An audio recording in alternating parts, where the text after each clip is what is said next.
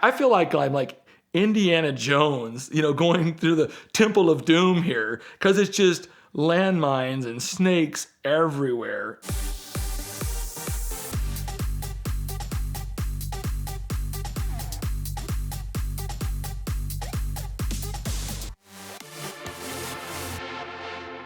Here's how things typically work with auctions and new car dealers and the wholesale used car market. Pre-pandemic, pre-car shortage, right? A customer has a $20,000 vehicle and they go and they want to buy a new car. It's out of warranty.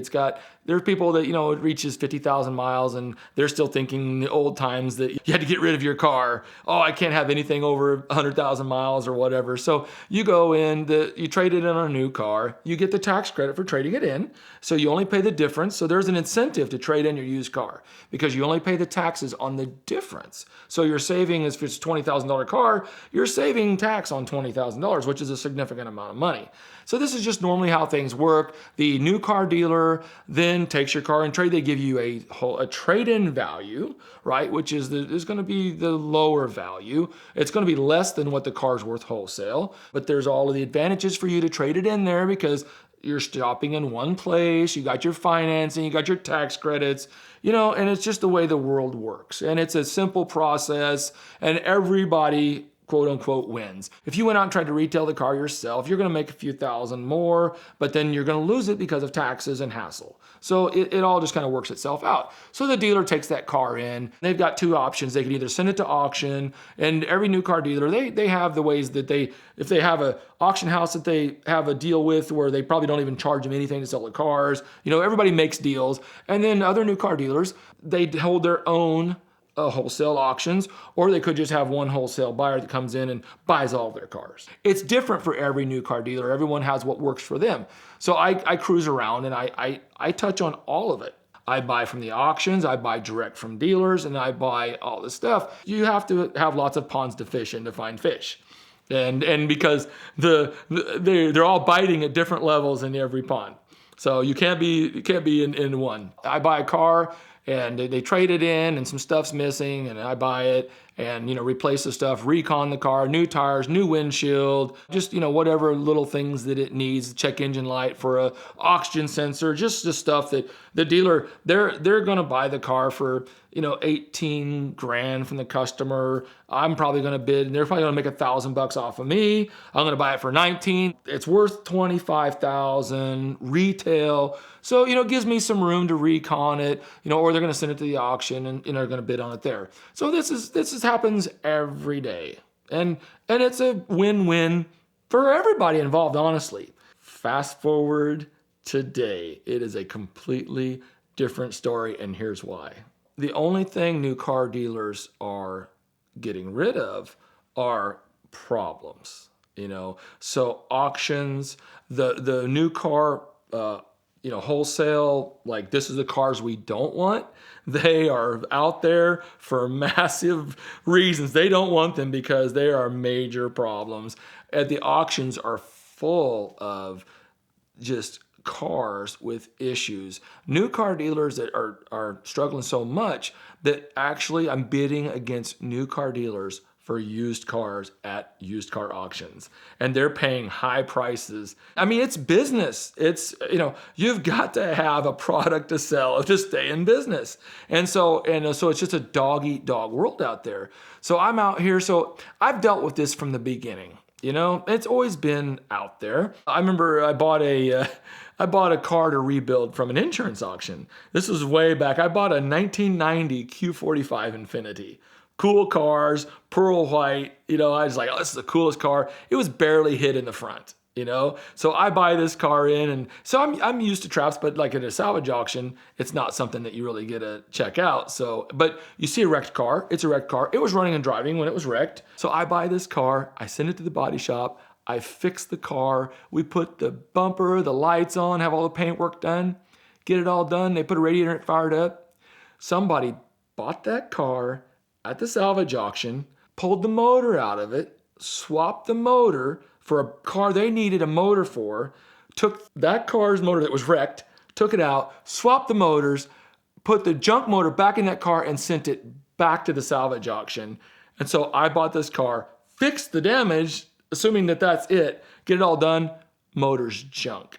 Then now I got to put a $3,000 motor in it. The traps are just endless out there for people. But today, I feel like I'm like Indiana Jones, going through the Temple of Doom here, because it's just landmines and snakes everywhere, trying to take me down. I going through these deals and you're looking at these cars, and like this car's here, it's here for a reason. And if you don't know what that reason is, you're going to find out the hard way. And you would think that everybody would think that way, but I sit there and watch people bid on cars that I've checked out before the auction.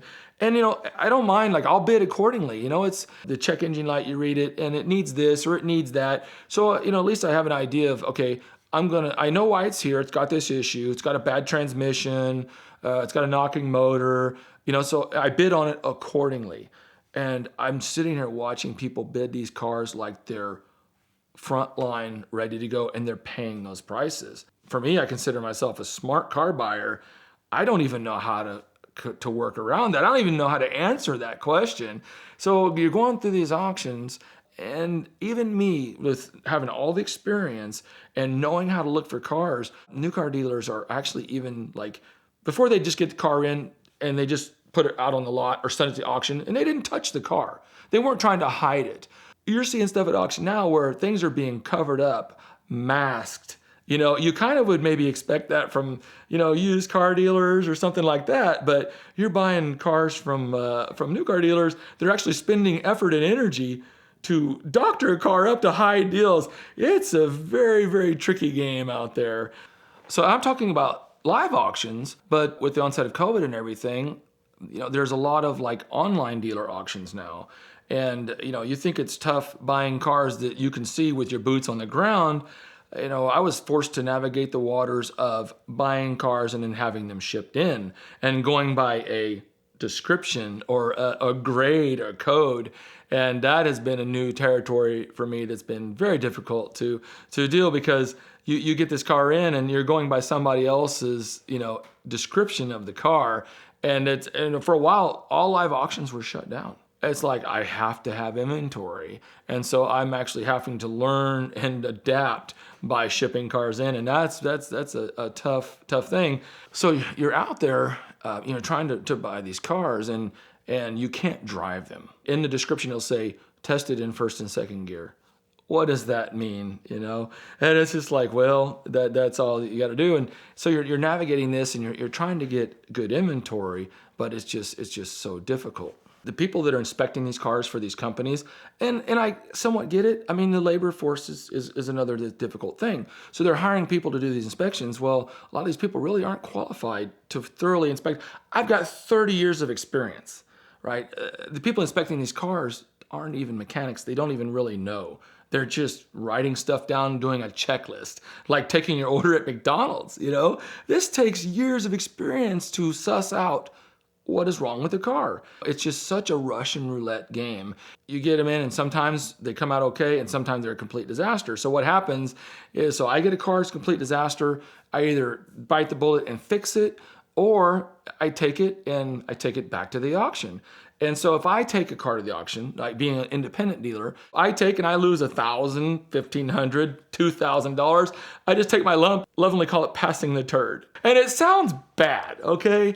But it's just part of the game. If I take a car there, you can check it out, you can drive it, and I'm losing money. And it seems like it's kind of funny that everybody takes their lumps on that car to where it finally gets bought cheap enough where somebody is in the green to rebuild it. But sometimes you're better off just to cut your losses and move on to the next car, because even my repair shops that I use, they're all busy. So I could have a car sitting there for a month that I can't even get worked on. So that becomes a problem. And it's always a tricky thing with the auction. Your friends and family, you want to give them a good deal on the car. I've got wholesale accounts for tires and new parts and that stuff. Anybody that calls me up, friends and family, I'll get you anything at cost, because I can replace it. It's there, and I order it. It doesn't have any effect. Well, but when I put my money down on a car, I'm taking a huge risk and a huge gamble. and I have to have profit on cars to offset losses. And if I got a great deal on a car, I would be happy to sell you the car if I could turn around and replace it, but I can't replace it, especially in this market. It's really tough to replace cars.